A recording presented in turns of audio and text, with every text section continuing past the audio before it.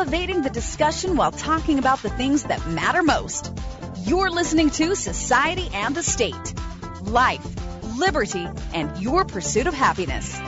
Now, your hosts, Connor Boyack and Brian Hyde. Hi, everybody. Welcome back to Society and the State. This is episode 123.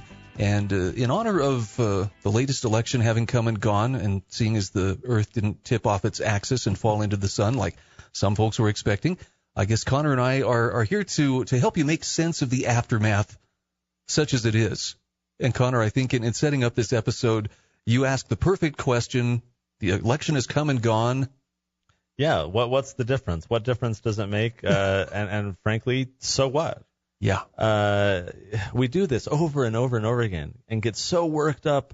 And how many times, Brian, do we hear, this is the most important election of our lifetimes? Well, okay, great. Every election, as it turns out, has that status. There was a marvelous article a couple of weeks ago on Reason magazine. I forget who the author was, but it was titled, Is This the Most Important Election of Our Lifetimes?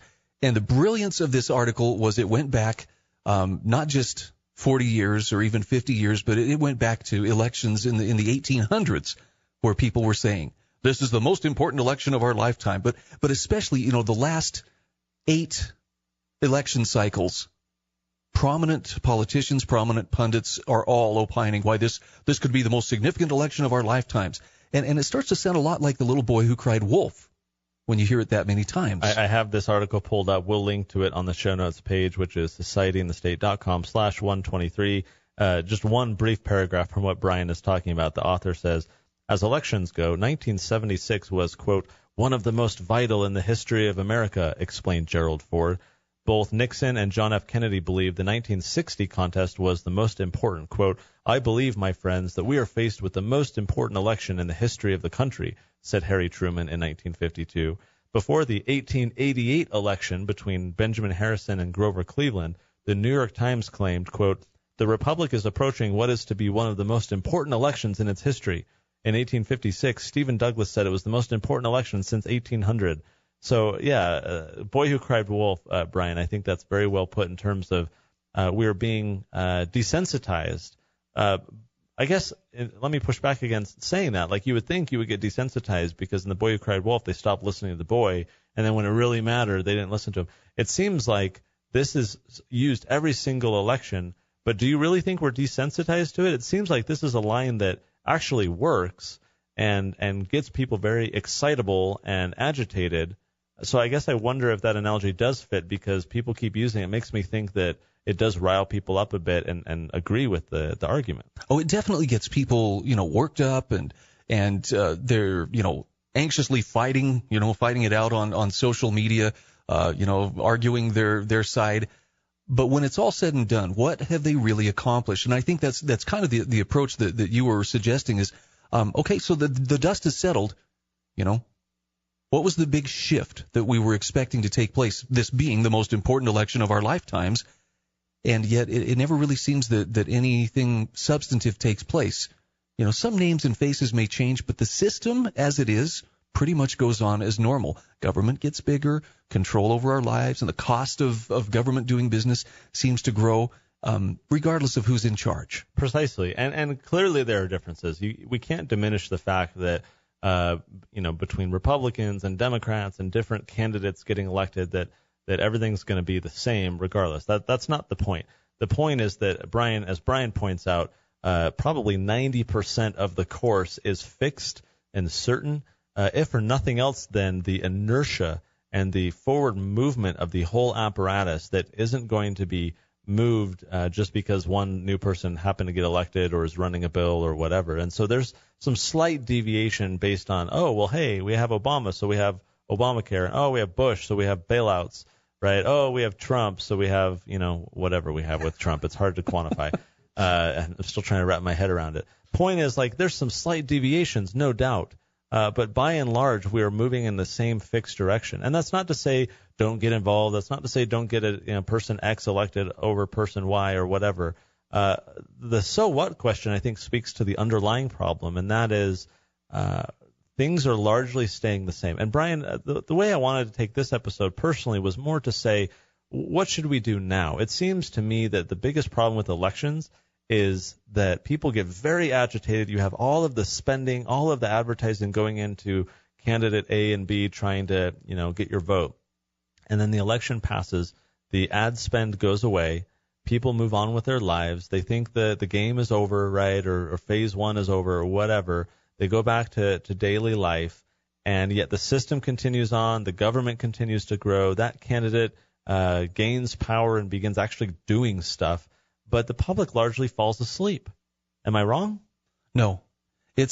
We've participated in what is it called? The government reassurance ritual. And so we've reassured ourselves, I've been a good citizen, I've made a difference. And I think you would agree with this, Connor, and I say this only because I see you do this. It's what you do between elections, both before and after the election, how you're involved, how you're living your life, what you are championing in that time. That's really where the greatest amount of heavy lifting gets done. Showing up at the polls, I think you have said before, that's kind of the minimum threshold for citizenship. But we treat it like, this is the ultimate sacrament of the civic religion to show up and vote. Precisely, and that's the problem I feel, is that people get their sticker, although in a lot of places where it's mail-in ballots now, you don't get your sticker, which deeply saddens a lot of people because their sacrament is not what it once was. But they vote, and then what, right? Like that's the whole point here, is like, okay, well, for a lot of people that is like the summum bonum, the end, the beginning and the end of their public civic participation. And the problem is that those people don't continue. They don't hold the candidates accountable who they voted into office. They don't watch what they're doing. They don't continue to monitor things that are happening. And the worry is that in the absence of that oversight, in not trying to follow through and make sure that promises are being kept or that things that were said are actually done, the worry is that we turn into this system where these candidates know they can lie, they can do whatever they want because they know people will go back to sleep and not pay attention once they're in office. So it really becomes a calculated effort to do and say whatever is necessary to secure advantage during the campaign, knowing that once you get through the election, it kind of really doesn't matter anymore. And so I think that's the biggest problem that we have, especially with the way media is going. Brian, I used to remember a day when in city councils you would always see a reporter. Now, with the way advertising is going, they've had to completely scuttle all of the small little local papers, all of the investment in paying attention to what's happening in these cities, and no one themselves is really going to city council meetings. And so what's happening with accountability and transparency on an ongoing basis between elections? And what's the point of elections if we're not well informed enough of what's been happening in the meantime to be able to make an informed decision about, hey, that guy's corrupt, or, oh, hey, he did that bad thing? It really is kind of a nerve-wracking thing when you think about it, how much power the low information voter has and what politicians can get away with in the absence of a well-informed electorate. So what do you recommend people do? I'm just curious, if someone were to say, Connor, I want to be more involved. I don't want to just be that minimum level guy who showed up to vote and then, called it good. What are some things that people can do that will impact their effectiveness as a citizen? And I'm talking the average citizen who's probably bogged down with a lot of things, kids, life, job, and so forth. Mm-hmm. What are some of the things they can do just as an average citizen? So, what's kind of the low-hanging fruit? First thing I would say is if your community, if your city or town does not have an informal, citizen-led Facebook group or social networking, platform where people gather, start one. I remember in our city, my mom actually started it a few years ago, and now it is the go-to place for news about the city, proposed tax increases, what's happening at city council, who said what new companies are coming to the city. Basically, it's the water cooler for the city, and a great way for any person who happens to hear something or learn something to share it widely with people and not rely on reporters and not rely on newspapers that fewer and fewer people are reading. So make sure that your community has a social network that you can tap into, that you can be a passive listener and just kind of keep up to date with what's happening.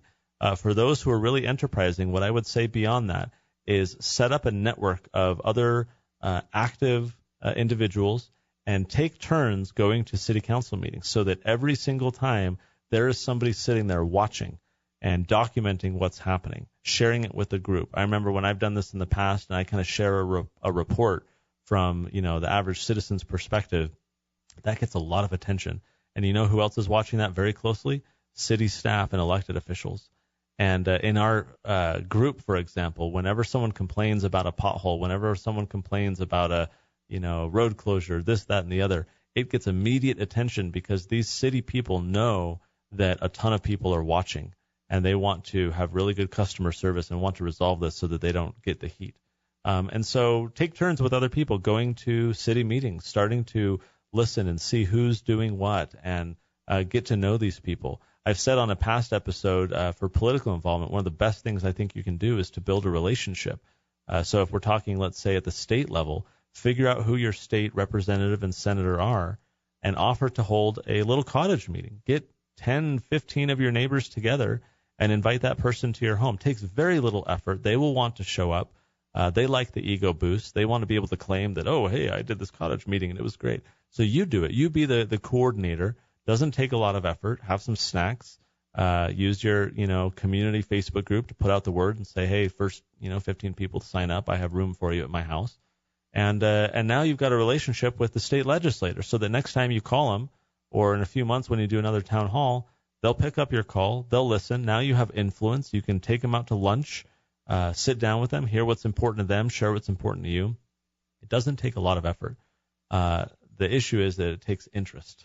It takes the willingness to actually do some of this stuff. It's not costly. Really doesn't take that much time at the end of the day. It's a matter of priority. And the prioritization up until now for a lot of people, I think, Brian, seems to be just voting. And not even that, right? Because you're like me. You get people calling you the days before the election, sending you messages online and say, hey, Brian, who should I vote for? Oh, yeah. Right? Like, hey, what do you think about this constitutional amendment? Or what about this ballot initiative? And so the power is in the hands of people who don't really know much of anything. They haven't been paying attention. I think we need to do better because, the alternative is kind of a scary one. So, Brian, let me kind of flip the question on you. If you were asked, we talk about, okay, there was an election, so what? We just passed through yet another cycle. What should the next few months look like for people who want to kind of level up a little bit and get a little bit more involved? We're heading into, for a lot of states, legislative sessions are coming up. Is it following the news? Is it finding reporters you trust? What would be your thoughts in terms of being more actively? Maybe I've talked more about involvement, of getting more involved. For those who just want to become aware, what sources should they be turning to? What should they be doing to actually make sure that they're paying attention? I would. The first thing I would recommend is something that I actually was strongly advocating for going into the election, and that is who and what you vote for is less important than what is in your heart. And by that, I don't just mean what makes you feel warm and fuzzy, but what do you stand for? And you'd be shocked. Actually, maybe you wouldn't because of what you do. It's amazing how many people really don't know what they stand for. And I'm not trying to be condescending. Well, of course, we know what we stand for, but there's a lot of people who are just so caught up in everything that's going on in their lives that they don't take the time to stop and think, this is what matters most to me. So if you haven't taken the time for a little introspection and just try to establish what are the baseline principles upon which your life is lived. Once you have those figured out, then it's time to start looking for ways to uphold those principles or to exemplify those principles. That's going to determine more than anything, I think, the kind of sources of information that you're going to go to. One thing I would ask people to consider, even though this risks being heretical, not everything is political. Not everything needs a political solution.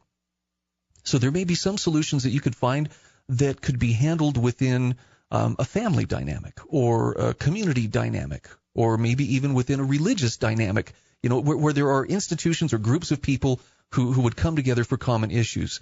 I would explore those and not default to, we just got to find a legislator who's willing to make a policy or a city council member who's willing to do something about this. See how many things can be solved at a lower level. I really like that example quite a bit. Guys, we're going to wrap it up there. Redouble your efforts. Be committed to doing more than just voting. There's so many opportunities to get involved, whether, as Brian rightly points out, whether it's political in nature, civic, religious, some community effort. There are many ways to improve the world. And as Brian, I'm reminded of when I wrote about in Feardom and talking about how the kind of thought controllers among us try and, in a very concerted way, manipulate us into certain behaviors that suit their ends.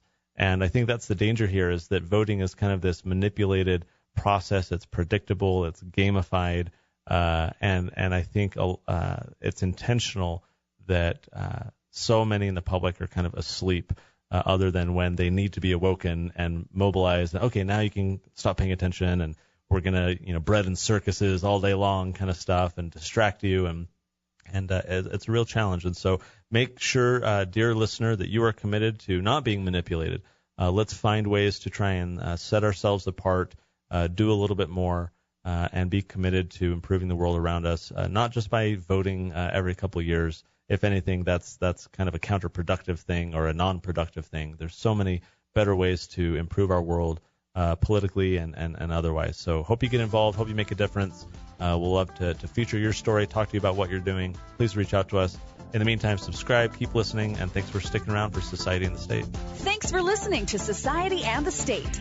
For show notes, archives, and more great content, visit societyandthestate.com.